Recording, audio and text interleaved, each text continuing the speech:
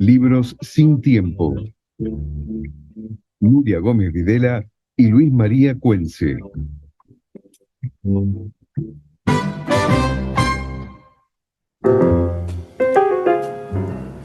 Hola, muy buenas tardes, soy Luis María Cuense y los invito a tomarse hoy una hora para hablar de libros en nuestro programa Libros sin Tiempo, que junto con Nuria Gómez Videla hacemos todos los martes en FM Radio Cultura. Hoy, como Nuria está de viaje, pero en un ratito va a estar conectada con nosotros, me acompaña también Marcelo Giofré, periodista, escritor y pensador, columnista de los diarios Perfil, La Nación, Infobae. Buenas tardes, Marcelo, ¿cómo estás? ¿Cómo te va, Luis? Bien, gracias por acompañarnos nuevamente. No, al contrario. Un gusto, un gusto. Bueno, muy agradecido que estés acá también para comunicarnos con Nuria, que está por otras latitudes. Nuria, buenas tardes, ¿cómo estás? Hola. Muy buenas tardes, Nuria desde Nueva York, ¿cómo estás? Hola Luis, hola Marcelo, ¿cómo andan? Muy bien, ¿cómo estás? Bien, queremos saber, Bien, muy Nuria, ¿qué bien. estás haciendo en Nueva York? Bueno, vine a descansar unos días, la Muy suerte de bien, descansar unos días, justo al final del año. muy Así que bien. bueno, de todo un poco acá, mucho frío, también como tuviste vos, está haciendo 2 Sí, grados, 2 está todo vestido grados. en 2 grados. Ahí Wow. te Vos sabés veo de que, manga corta, Luis. yo estuve en Nueva York hará un mes más o menos, un poquito más, y la verdad me tocó un clima espectacular. Me tocaron días de 15, 17 grados. Era llamativo, ¿no? Parecían los últimos días de cálidos en Nueva York y la gente salía, estaba Washington Square, estaba ahí donde están las mesitas esas de ajedrez, y eso estaba todo el mundo en la calle. Qué bueno. Y ahora debe Pues, estar todo puesto para sí, Navidad, ¿no? Sí, te digo, el clima variado, porque hoy empezó a bajar la temperatura, pero tuve días así, como los que dice Marcelo. Está todo muy, muy navideño, lleno de luces, precioso. Acá hay mucho espíritu navideño. Todo el tiempo en la calle escuchas música, bueno, está todo iluminado, lleno, como siempre, esta ciudad, ¿no? La ciudad que junta turistas de todo el mundo. Ujú. Escuchás todos los idiomas en todos lados, así que eso es lo maravilloso que tiene en su variedad. Pero bueno, yo estuve recorriendo algunas librerías que son las que a mí me gustan. Contanos eso Con- que con- nos interesa hablar de libros en este programa. ¿Qué viste de libros en bueno, por Nueva eso York? fui a Strand Books, que es una librería que queda en el Soho, que le dicen The Strand, que es una librería que tiene 4 pisos. Marcelo, si estuvo acá, la debe conocer, pero es Sí. una librería que tiene una selección de libros también históricos o grandes joyas. Por ejemplo, en el segundo piso tiene un Ulises de Joyce firmado por él. Mirá, Así que tiene como joyas muy importantes y hace también un top 10 de los libros más vendidos en esa librería. ujú. Así que, bueno, estuve recorriéndola, tiene 29 kilómetros de libros, si los tuviéramos que medir, son 29 kilómetros de libros distribuidos en 4 pisos. Wow. Sí, es una Después linda librería.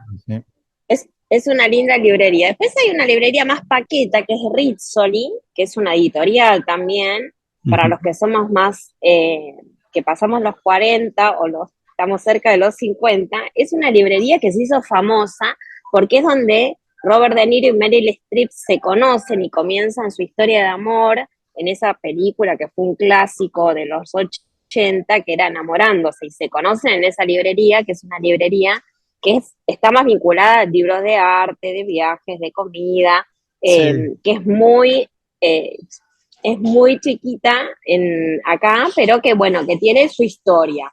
Y después tenés la típica cadena Barnes Noble, que es la cadena, digamos, que encontrás en los diferentes barrios de Nueva York, que es la más comercial, pero que a su vez también inspiró a Nora Ephron para escribir lo que fue el guión y la película de Cuando Harry conoció a Sally, que también sucede en Nueva York. Un Así que acá hay clásico del mucha cine historia, también, cierto que sí. un, un clásico del cine. Y las noticias que andan dando vueltas fue la lista que publicó el New York Times de los 100 libros del año. viste que publica una lista anual y que de ahí es donde empiezan a surgir las grandes lecturas, digamos, los must read, por decirlo en inglés, lo que hay que leer o lo que va.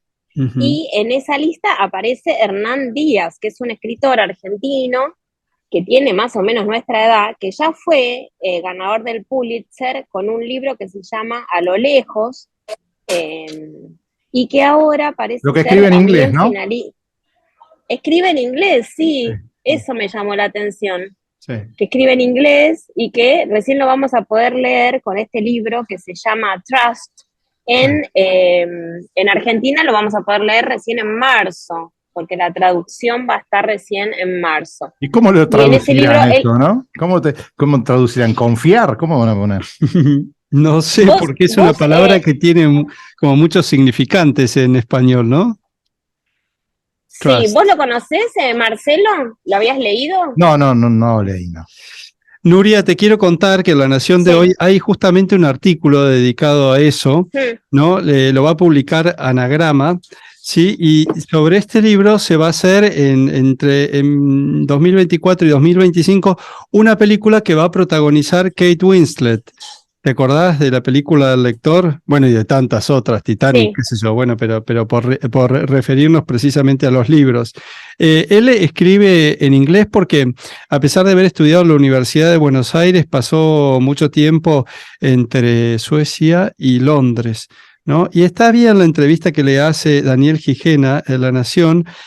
Bueno, pregunta un poco de qué se trata la novela, ¿no? Que tiene como 4 partes, como 4 documentos que el lector de alguna manera puede hilvanar y decidir cómo se relacionan entre sí, pero que narra de alguna manera el vínculo entre el dinero y la vida personal, por lo que dice el diario de hoy, ¿no es cierto? Y él estaba muy sorprendido de... ¿Dicen eso las reseñas allá? Claro, sí, dicen que es como, está escrito en 4 voces y que el libro consiste en esto del self-made man, digamos, cómo se construye un hombre desde abajo, por decirlo de alguna manera. De hecho, él lo que hace es usar el personaje que se llama Benjamin Rusk, utiliza a su secretaria como una ghostwriter para escribir esa historia, ¿no? Un poco por ahí va. Sería como la historia del ciudadano, más o menos, de Citizen Kane. ¿Te acordás del Citizen Kane de Orson Welles? Claro, yo la verdad que estoy muy intrigada, vamos a ver de qué se trata. Lo cierto es que, bueno, muchos argentinos ganando premios porque acá, estaba, ¿no? Samantha Schweblin también, sí. Samantha Schweblin, sí. Que lo mencionamos. En realidad la versión local de esto de crecer así, no por un buen casamiento o por una herencia, sino trabajando y avanzando, la versión vernácula sería Rosa de Lejos, ¿no? Rosa de Lejos, ¿te acordás? Una novela, pero era una telenovela, claro. Me deprime mucho lo que estás diciendo, Marcelo, o María de Nadie, ¿no? Rosa de Lejos, María de Nadie, todos esos clásicos argentinos que después, bueno... Porque en realidad, viste que el teleteatro siempre tiene algo como de gótico, en el sentido de que parte de un personaje que está en la lona. Y la salida, en general, en casi todas las telenovelas, es a través de una cosa fortuita. Por ejemplo, lo atraviesa la aparición de una herencia que no esperaba, un casamiento que tampoco esperaba, y entonces ahí se une, ¿no? Pero en este caso de Rosa de Lejos, no. Es alguien que se esfuerza, empieza a coser, y llega a tener mucho, que es lo mismo de Citizen Kane, ¿no? Es la idea, por eso yo siempre digo, ¿no? Esta cosa de que las democracias liberales no tengan una épica, es muy duro. Tiene que haber un cúmulo, ¿no? de representaciones culturales que encarnen la idea de la democracia liberal. Y esas son por ejemplo, interesantes, ¿no?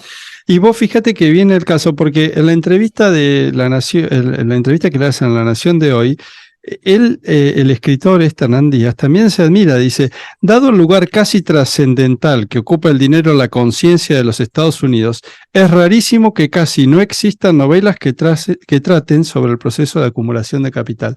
Yo no me había puesto a reflexionar en eso, pero es posible que así sea, que no haya novelas. Cuando vos recorres, por ejemplo, la book review de New York Times, en los libros de ficción tenés dos géneros, románticos, que están encabezados por esta escritora que se llama Colleen Hoover, y John Grisham, que son las típicas novelas que después se convierten John Grisham, el policial de abogados. La firma, ¿te acordás? En esas películas de suspenso o de relato judicial.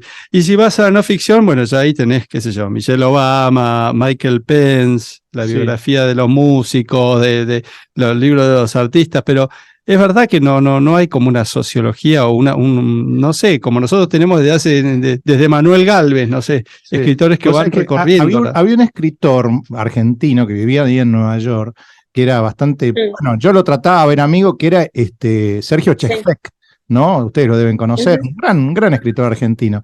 Y él me decía, cuando nos encontrábamos en Nueva York, me decía, fíjate una cosa curiosa de acá de Estados Unidos, que los mozos, cuando terminan de atender y le das la propina, desapareciste de su campo visual.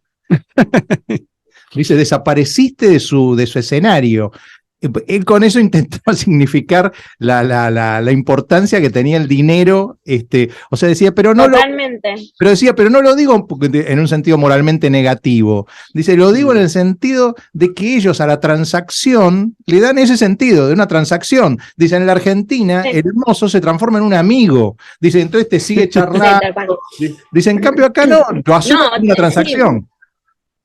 Lo que estás contando es verdad, el mozo argentino te gana de alguna manera de entrada, acá no, acá es al revés, es más, tenés la sugerencia, ¿no?, de qué cantidad de propina le corresponde. Te pasa eso que es verdad. Por ahí gastás $30, le pagás con 100 y te dicen, you need change.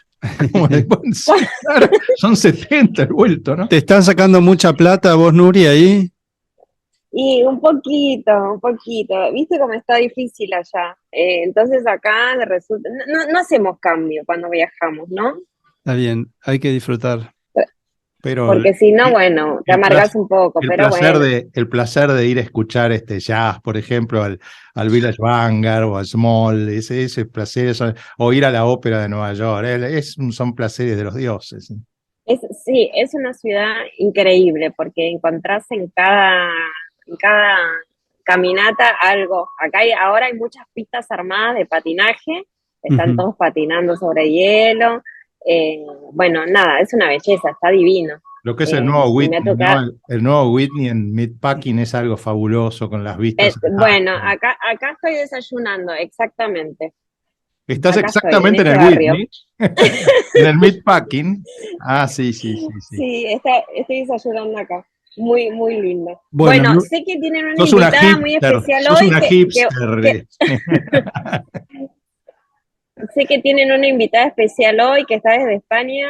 Sí. Hola, Cayetana, yo te saludo y me despido. Y te dejo en buena compañía. Gracias. Les deseo un buen programa. Nuria. Marcelo, saludos. Luis, te veo la semana que viene. Espero que este mes en algún momento nos reencontremos. Bueno, cómo no. Hasta pronto, Nuria. Te despedimos con una canción de Natalia Doco. Natalia Doco es conocida por haber participado en Operación Triunfo, pero es una cantante franco-argentina que de alguna manera reúne el pop, la música latina y la chanson. Marcelo, es una cosa así como una mezcla entre Julieta Venegas y Sassy. Después de la canción le vamos a dar la bienvenida a una gran mujer de nuestro tiempo que ya me adelantó Nuria una pista de quién era. Ay, perdón, bueno, no te quería adelantar. Bueno, chau, les mando saludos, nos vemos la semana que viene. Bueno, estábamos con Natalia Doco, Marcelo, y ahora te invito a conversar con Cayetana Álvarez de Toledo. Cayetana Álvarez de Toledo es una historiadora, periodista y diputada española que tiene 48 años y es autora de 2 libros que tienen más bien un carácter histórico, pero ahora ha publicado un tercero en la Argentina que se llama Políticamente Indeseable. Hola Cayetana, muy buenas tardes. Luis y Marcelo Giofré te saludan. ¿Cómo estás? Muy bien, encantada de estar con ustedes. Bueno, gracias por aguardarnos un instante.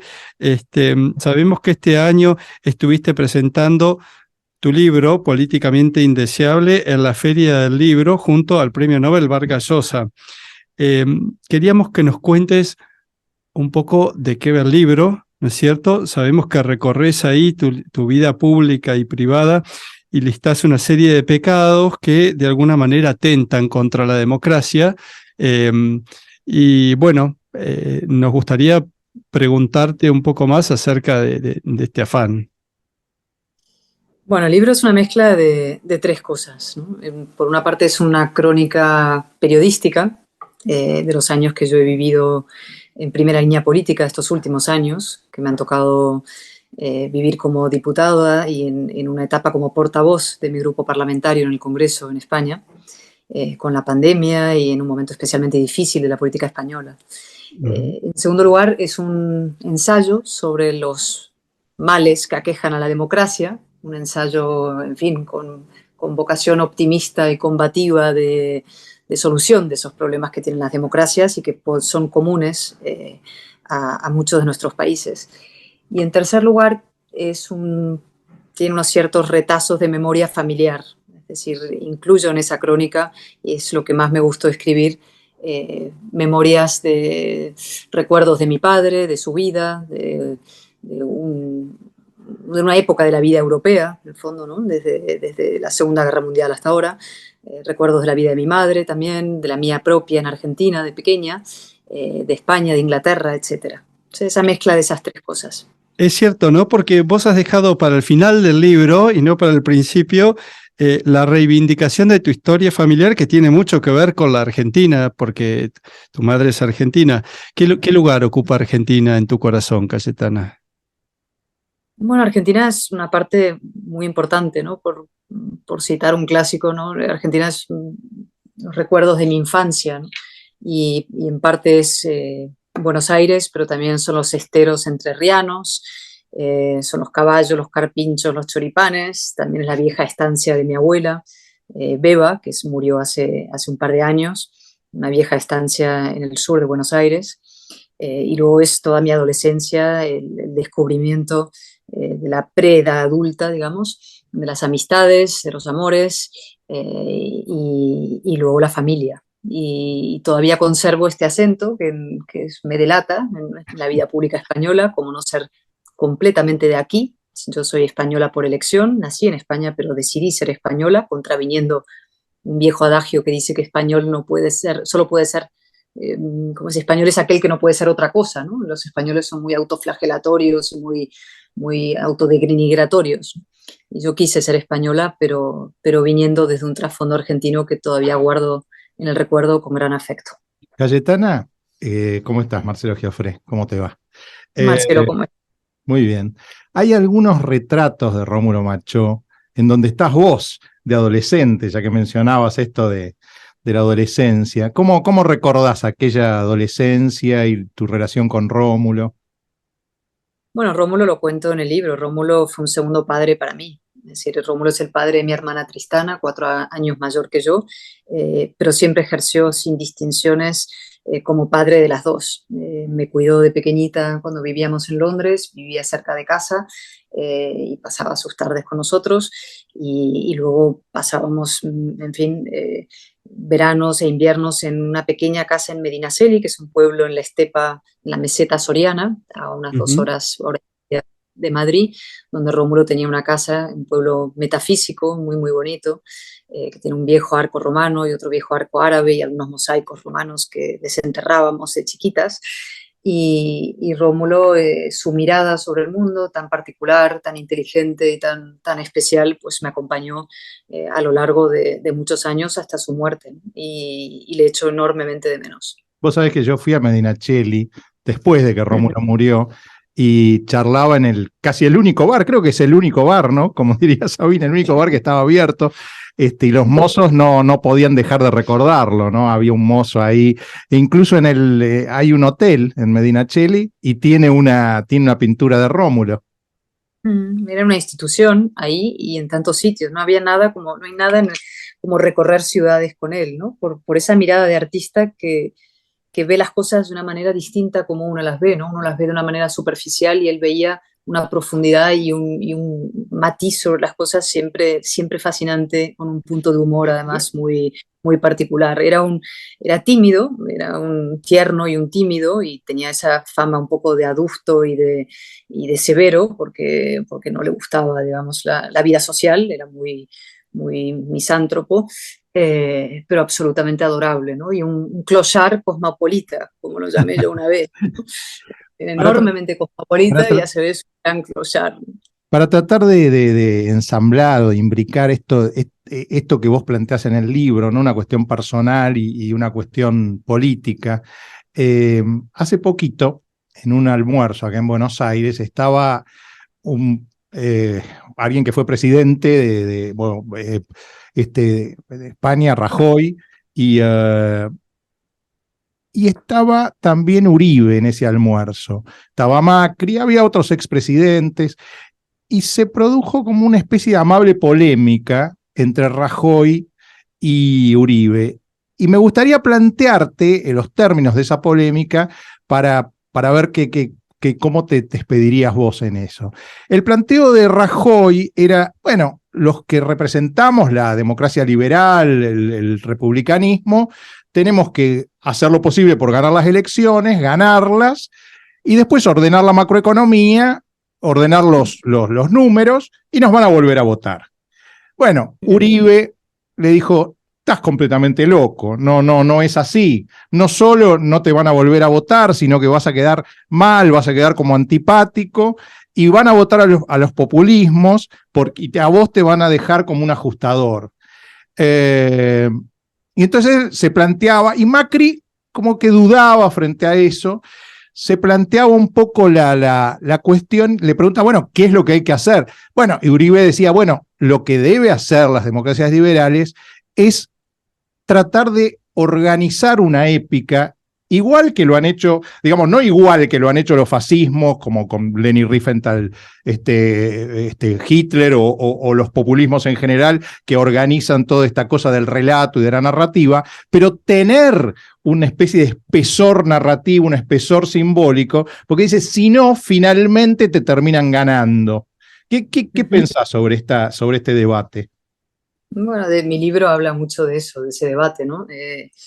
En fin, la actitud que resumís en la posición de Rajoy, la actitud de muchos tecnócratas, es decir, que dicen, en el fondo, pues los seres humanos son materialistas, lo que les importa es el bolsillo y no tanto las ideas, los ideales y las aspiraciones. Y yo creo que eso no es cierto, yo creo que sí hace falta una épica y que el liberalismo efectivamente a partir de la caída del muro de Berlín se olvidó de todo eso, pensó que ya había ganado la historia, como le dijo Fukuyama, que había sucedido, y se recostó a dormir una larga siesta, permitiendo a la izquierda y al comunismo, digamos en concreto, reconstruir su relato y sustituir el tótem de la igualdad por el tótem de la identidad, que es lo que nos está pasando hoy en día, ¿no? El nuevo juguete de la izquierda reaccionaria, de la izquierda identitaria, la izquierda, digamos, radical, es la identidad, las políticas identitarias, y con ese instrumento están socavando las democracias desde su interior. Y a los liberales, al mundo demócrata liberal, pues, insisto, pasó de la siesta a un repliegue y a colocarse a la defensiva. Y entonces se produce mucho en nuestros países, prácticamente en todos, diré, en América Latina de manera muy notable, pero en España también, lo que yo llamo un tablero inclinado, es decir, un plano inclinado. En la parte alta de ese plano está la izquierda, una izquierda hoy reaccionaria, porque es identitarista y tribalista y colectivista, y en la parte baja está la democracia liberal, que como Sísifo va arrastrando su roca para intentar llegar a los gobiernos o al poder, pero siempre se cae abajo porque el plano cultural Pues la piedra es pesada. La piedra es pesada, entonces a veces lo increíble es que a veces No A siempre las veces democracias liberales se han desentendido del plano simbólico. El plano simbólico hasta los reyes lo entendían, ¿no? Cuando Carlos IV o Fernando VII tenían a Goya en la corte, no era porque querían hacerse retratos simplemente, es porque tenían claro de algún modo ese plano simbólico. O Hollywood, o Disney, o Andy Warhol, incluso, que cuando pintaba la lata de tomates, más allá de otras cuestiones que había detrás digamos, de discusiones sobre el arte mismo, había un intento de simbolizar lo que era el capitalismo, ¿no? No, sin lugar a dudas, pero sobre todo yo creo que nace de una profundo, digamos, al final desconfianza en sus propias ideas, porque la razón sí es emocionante. La defensa de la libertad, de la democracia, la igualdad ante la ley, del Estado de Derecho, de esta especie de frágil y extraordinario invento que hemos sido capaces de alumbrar los seres humanos, que es la idea de la nación cívica moderna, es profundamente emocionante y hay que ser capaces de emocionar a través de la razón. Y cuando se renuncia a la parte emotiva y poderosa de la razón, pues se entrega las emociones ya sea a la izquierda radical o a derechas radicales que en movimientos pendulares acaban, digamos, agarrando la batuta que cuando esa izquierda no la ejerce adecuadamente. Y el espacio central de la sociedad, ese racional, ilustrado, moderno, etcétera, se queda huérfano, desasistido, desamparado y finalmente inhibido, ¿no? Y lo que tenemos que hacer es ofrecer a nuestros países y a todos, te hablo de México, Estados Unidos, Francia también, en España, en Chile, en Argentina, a esa gran centralidad política ilustrada y racional, unas siglas, una alternativa política. No hay nada más importante que la política, nos guste poco, menos o mucho, pero no hay nada más importante que la política. Es cierto, Cayetana, es cierto, lo mencionás muy bien. Vos cuando hablas de la timidez de la derecha frente a la izquierda, ¿no? Y si me permitís, a mí en el libro me parece que junto con el valor testimonial y este trabajo que vos haces por de alguna manera desnudar la verdad de la política española, que muchas veces a nosotros desde Argentina se nos pasa, ¿no? Porque no conocemos el sistema de medios o algunos periodistas puntuales, hay algo que tiene un sentido universal, lo cual me lleva a preguntarme, ¿no? Si no es en todas partes igual, ¿no? ¿Qué es lo que se ve de la Argentina allá? Es muy parecido lo que pasa en muchos de nuestros países y por eso, no sé, aunque un libro, es verdad que es un libro que cuenta una historia muy local, ¿no? Esas anécdotas que yo relato ilustran categorías y las categorías sí son aplicables al caso argentino o al chileno, como te decía, o al mexicano, ¿no? El auge del populismo, de la visceralidad, del victimismo, de las políticas identitarias muy radicales, a veces son indigenismos, a veces son un nacionalismo catalán exacerbado, a veces es un feminismo de tercera ola que convierte a los hombres en fin, violadores por definición y por nacimiento. Es decir, son procesos y fenómenos que se están reproduciendo en nuestros países con distintas expresiones, pero que responden a lo mismo, ¿no? Que es un debilitamiento de la democracia liberal, de la idea de la ciudadanía, del ciudadano libre igual ante la ley, ciudadano al que no se le juzga por su color de piel, ni por su sexo, ni por su acento, sino debería juzgársele simplemente por su conducta, por sus hechos, ¿no? Y ese es el gran retroceso que estamos viviendo ahora, de la democracia liberal a un tribalismo destructivo de las democracias, lo que yo llamo el burro de Troya de la democracia, que se mete desde su interior y lo socava, ¿no? Sí, Cayetana, vos mencionaste el tema del feminismo y yo no sé si te has hecho tanto conocida en Argentina por tu libro como por unas cápsulas que se han distribuido en internet donde vos precisamente hablás de este feminismo victimista, ¿no? Creo que ese es el término que vos usás. Junto con eso y con lo que vos decís, ¿vos pensás que puede haber un reclamo particular o puntual de las mujeres en Latinoamérica? ¿A qué quieres decir con un reclamo No, puntual? que si tal vez en Argentina la situación de la mujer ha estado, no sé, tratada de alguna manera distinta y que pueda haber un reclamo genuino local sin caer A en ver, estas cosas de todas las feminismo. mujeres, yo creo que hayamos nacido donde hayamos nacido, exigimos y con toda legitimidad igualdad de trato, igualdad con los hombres. Lo que yo no apoyo ni estoy dispuesta a aceptar es que en nombre de la igualdad se avance en la discriminación del hombre por el hecho de nacer hombre. Yo no estoy dispuesta a aceptar que mujeres hablen mi nombre por el hecho de ser mujeres, por el hecho de compartir los mismos órganos sexuales que yo, como no estaba dispuesta a aceptar que un hombre hablara en mi nombre, ¿no? Y el feminismo contemporáneo, este radical de tercera vía, lo que se hace es colectivizarnos, colocarnos en un bloque homogéneo, hablar en nuestro nombre y victimizarnos, decir que somos víctimas de nacimiento y que hay una agresora ahí fuera que son nuestros hermanos, maridos, padres e hijos, ¿no?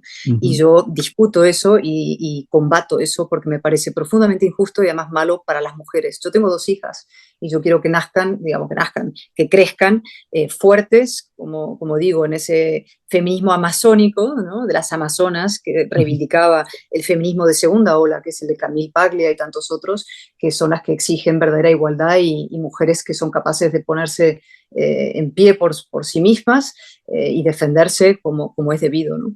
En línea con esto que dice Cayetana, nuestro amigo común, Juan José Sebrelli, que fue fundador del FLH, en donde además había un movimiento feminista adentro, tiene una frase que es como muy sintomática y reveladora. Él dice: yo no hago el amor en nombre de un colectivo.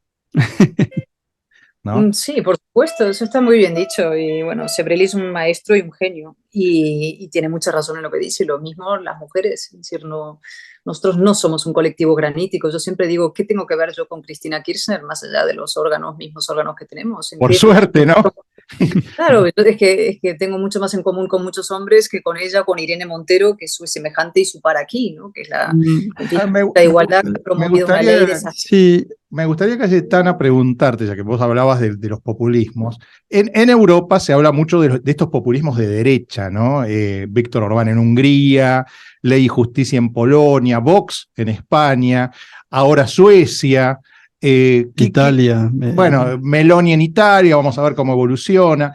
¿Qué pensás de esos populismos europeos? Bueno, lo que les decía antes, ¿no? Hay movimientos pendulares y cuando el mundo liberal conservador, por decirlo, el mundo de la democracia liberal, el mundo más ilustrado, incluso donde hay progresistas ilustrados, gente de la izquierda que no ha derrapado por la pendiente identitaria, no se articula políticamente con claridad y con firmeza, pues la desesperación o la angustia popular acaba desembocando en fórmulas populistas de extrema derecha, ¿no? Y ese es el movimiento pendular que se está produciendo en muchos sitios.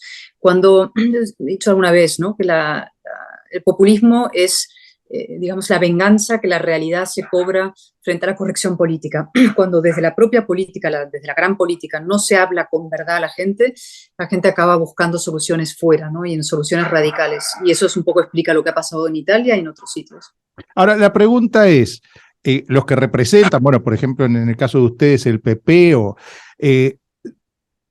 pensando en uniones tácticas, no estratégicas, pero sí tácticas, para poder armar gobierno o para poder sacar leyes en la Argentina, por ejemplo. ¿Es válido pensar, por ejemplo, en España que el PP se una con Vox, o en la Argentina cambiemos, o Juntos por el Cambio con Milei, o son peligrosas esas uniones? Yo creo que no son peligrosas si tú eres fuerte y tienes claras tus convicciones y tu posición. Y a veces hay que identificar el mal mayor. En el caso de España, el mal mayor claramente es Pedro Sánchez y sus aliados. Hoy mismo, por ejemplo, ha dado un paso más en el asalto total al Poder Judicial. Lleva una racha absolutamente impresionante y socavando las instituciones españolas y poniendo en jaque el orden constitucional y democrático nacido en la transición. Y ese es el mal mayor. Y si eso requiere un acuerdo con una fuerza como Vox para intentar echar a esta gente del gobierno, vamos a tener que hacerlo. Pero si tú tienes una posición firme y fuerte y clara y que la gente comprende y eres capaz de trasladarla con convicción, no tienes por qué tener miedo a Vox. De hecho, si el PP hiciera lo que tiene que hacer, Vox no existiría o Vox sería una fuerza muy minoritaria. Estas fuerzas surgen cuando los espacios razonables no defienden la razón con convicción. Vidas paralelas, ¿no? Porque nosotros esta mañana también tuvimos una suerte de declarar una serie de declaraciones de la vicepresidenta de la Nación contra la Justicia. Lo has visto. O sea, dijo que era un pelotón de fusilamiento. Y después dijo todavía algo peor. Sí. Te voy a decir clarísimo porque lo estaba leyendo justo ahora en La Nación, veía el titular. Y dijo algo, algo peor, con cierta, de un modo más asordinado, pero dijo algo peor, ¿no?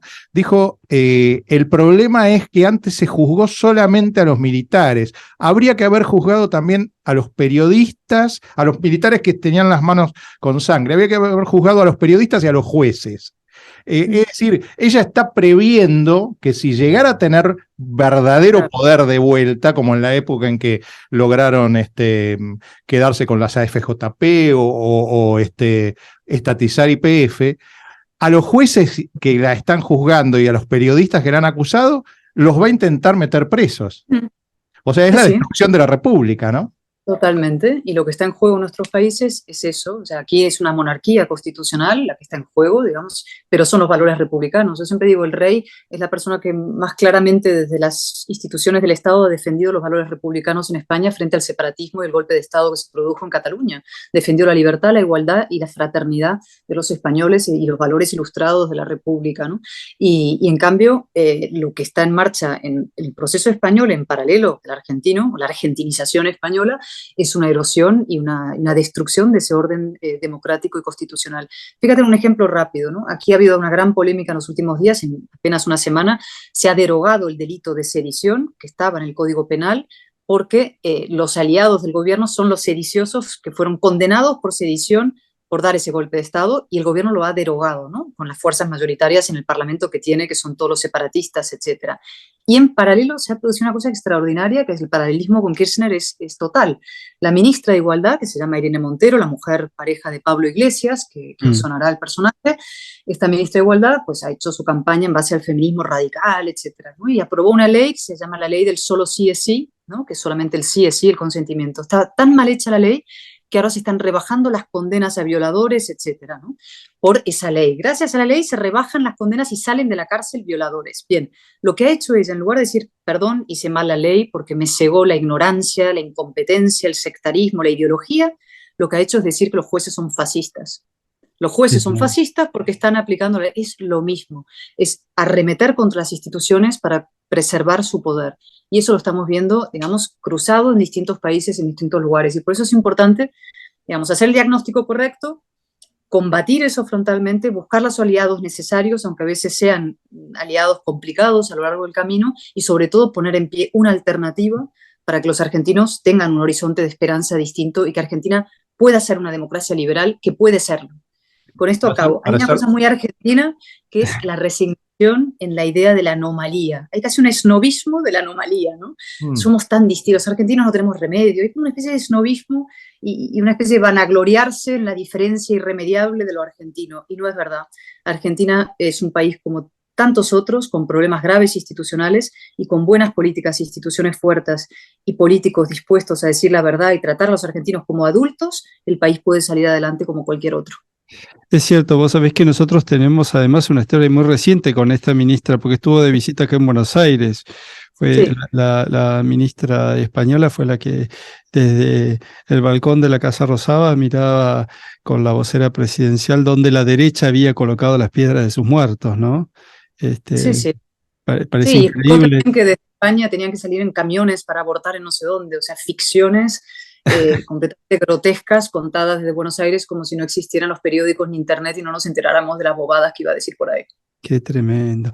Bueno, Cayetana, te queremos agradecer este tiempo que generosamente dispusiste para nosotros y además, para no ser tan intelectuales en este momento particular, a vos, que sos española, argentina y francesa, te pregunto, ¿con quién estás en el Mundial de Fútbol?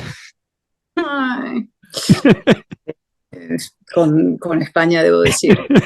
Pero sufrí mucho cuando Argentina, el primer partido lo pasé muy, muy mal y me alegré profundamente con el segundo. Y si llegáramos a la final España-Argentina, pues sería un momento difícil. Estaría con España porque mis hijas se mueren si no, además.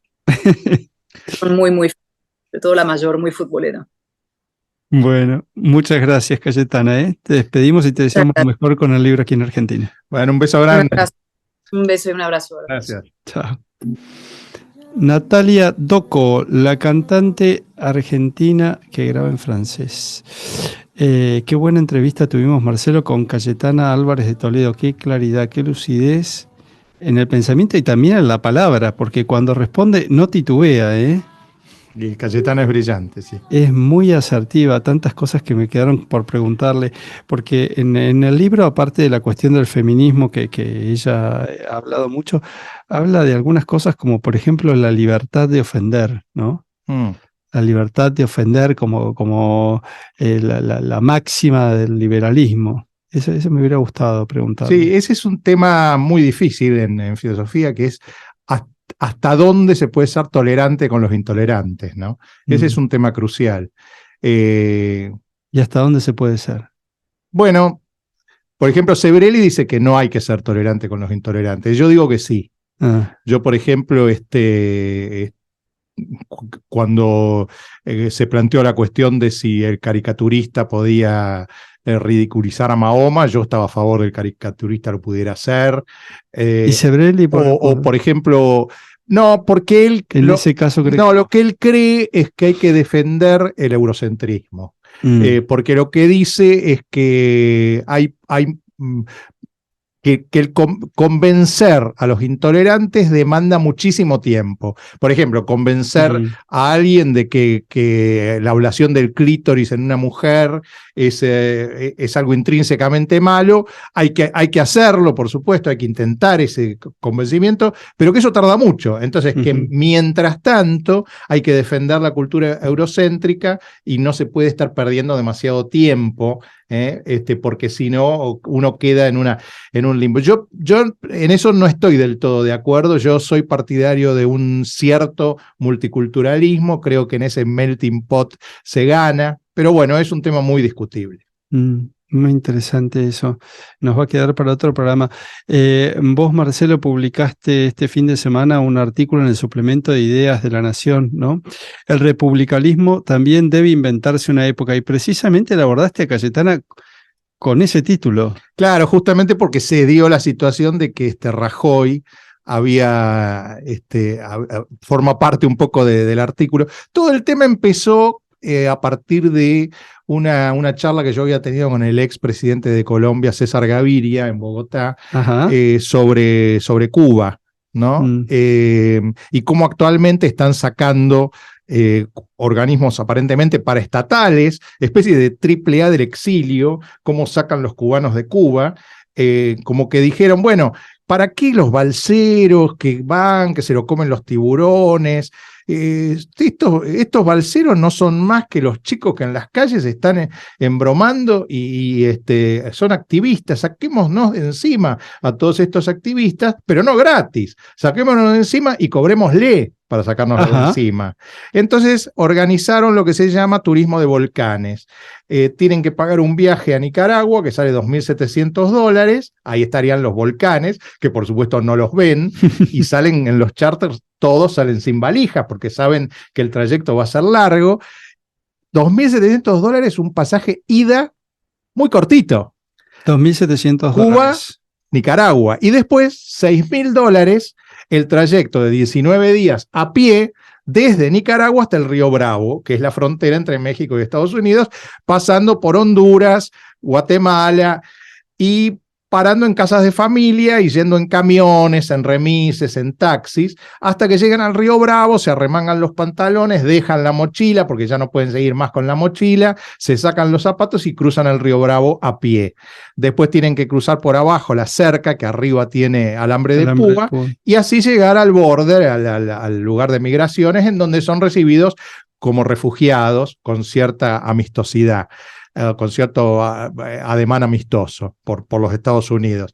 Esto, que yo se lo contaba, porque me lo habían contado en Estados Unidos, algunos que habían tenido esta experiencia, yo se lo contaba a César Gaviria, y casi, digamos, no es que no lo podía creer, le parecía natural que la izquierda terminara haciendo esto, es decir, los mismos que creyeron en el hombre nuevo, terminan lucrando con las mismas prohibiciones que ellos ponen. Es decir, primero ponen como alguien que dice, bueno, hay que hacer un puente, pero no hay río. Bueno, hagamos el río para poder hacer el puente. Lo mismo que acá, o sea, Evita diría, donde hay una necesidad, hay un negocio. Bueno, entonces, a partir de ahí, yo digo, esto solo lo pueden hacer porque han generado una épica. el Che Guevara, defensor de las minorías, cuando inventó un campo de concentración para homosexuales, Evita, defensora de los sindicalistas, cuando iba a romper huelgas de ferroviarios, etcétera, etcétera, etcétera, ¿no? Fidel Castro, un personaje extraordinario de la democracia, cuando implantó un sistema de partido único, Salvador Allende, un tipo espectacular que en pocos meses destruyó Chile, Sí. En fin, digo, solo la épica le genera esto, Hitler con Leni Riefenstahl, etcétera, etcétera. Digo, bueno, la democracia liberal se debe generar una épica para poder defender, no ya como en el caso de las izquierdas y los fascismos, lo falso, lo inexistente, sino para defender lo real. Es decir, se levanta las sociedades como se levantó todo Occidente, transformando en muchos países en el curso de una generación. Nueva Zelanda lo han transformado en un país desarrollado en el curso de 2 generaciones, ¿no? Entonces hay que defender eso con grafitis, con películas, con pinturas, con muestras de arte, con historietas, con teleteatros. Los turcos muestran el Bósforo todo el tiempo en sus teleteatros para vender Estambul. Y nosotros no somos capaces de hacer un teleteatro como Rosa de Lejos, como decía recién, para defender el capitalismo. Es increíble esto. En algunos momentos lo ha hecho, digamos, Hollywood o Disney, de algún modo son una encarnación de esas representaciones. Pero en general me da la impresión de que hay un gran déficit en Occidente y en el capitalismo en cuanto a que el arte defienda, muchas veces porque los populismos compran a los artistas. Sí. Pero muchas veces por déficit en sí, como decía lo de Rajoy, piensan que con arreglar la macroeconomía se arregla todo, y no es así. Hay que tener una representación simbólica, hay que tener un discurso, hay que tener una narrativa, porque si no te pasan por arriba. Sí, ahí Cayetana hablaba en contra de los tecnócratas, ¿no? Y fíjate que en el último libro de Mauricio Macri hay un capítulo entero dedicado a eso, entre su autocrítica, el desprecio de lo simbólico. Bueno, se nos acaba el tiempo, Marcelo, yo te agradezco a vos también la participación hoy. Recomiendo encarecidamente la lectura del 26 de noviembre de El republicanismo también debe inventarse una época, que si no compraron el diario, lo pueden leer por internet. El tiempo es ese tigre que nos devora, diría Borges. Gracias. Gracias. Bueno, será hasta la próxima a todos nuestros lectores. Cariños para Nuria.